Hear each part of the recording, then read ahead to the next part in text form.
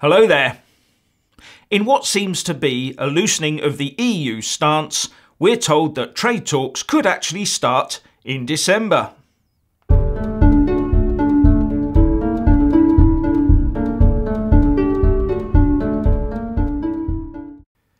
Seeming to respond to the UK Prime Minister's pleas for urgent progress, it appears that EU leaders have decided to reciprocate with talk of starting trade talks in December. But there is a large sting in the tail. Once again, it comes down to the money, because as far as the EU is concerned, Theresa May is going to have to make concessions that go far and above the £18 billion she offered during her Florence speech. In fact, the latest figure being bandied about is in the region of £48 billion. The Times reports that our negotiators are going through the EU budget liabilities, which total €238.8 billion, line by line to identify any UK obligations. But there's no talk of anyone going line by line through the EU's assets to see what is ours, is there? But by demanding that the UK pays £48 billion, or about €54 billion, the EU is already asking for us to fork out over 22% of those current EU liabilities. But I don't think the EU is looking at the current budget in isolation. I believe they are looking at the potential shortfalls in the next budget as well. The current budget runs from 2014 to 2020, which ends after the UK has left the EU anyway. But they will be short of a lot of money for the next budget when we leave.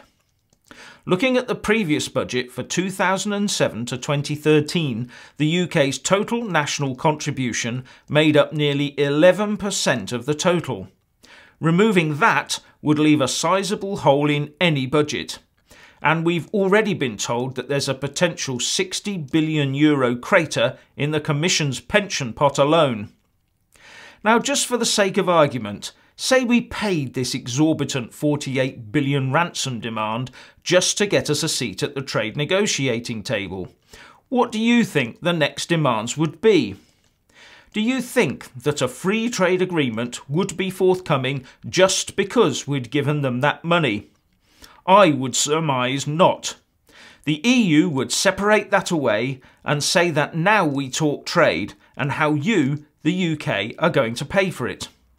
As you know, at present, we give the EU money via such things as 0.7% of our gross national income and a percentage of our VAT. And this will probably be the starting point to trade negotiations. The £48 billion would be just a down payment. And there will, in all likelihood, be ongoing restrictions on how and when we set up trade deals around the world. And while this is going on, we will be handing over our armed forces to the EU without a murmur, and paying for the privilege too. These are not negotiations, they are a series of attempted muggings, and we should have no part in them. The trouble is that there are a lot of Remain-minded people lurking in the shadows with the power and the will to wreck our future, and they are gleefully putting as many spanners in the works as they can find in their toolbox. It becomes clearer by the day that our Prime Minister Theresa May either cannot or will not take control of this situation, and that can be done simply by declaring that the EU is acting unreasonably and walking through the no-deal Brexit door. Our politicians across the board have become so used to being dictated to by the EU that even our own Prime Minister doesn't understand the concept of a sovereign UK and how a British PM should react to such outlandish demands. And the Remainers in general now wear such heavily EU-tinted and blinkered glasses that they cannot or will not see how unreasonably this political construct called the EU is acting.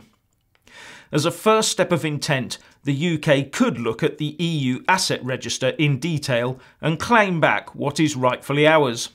Then that can be used to offset against any claim that we owe them for liabilities incurred, just like any sensible person or business would do. Personally, I think that would be stonewalled by the EU anyway, so further discussion is fruitless. We need to walk now and aim for WTO rules on Brexit Day. What do you think?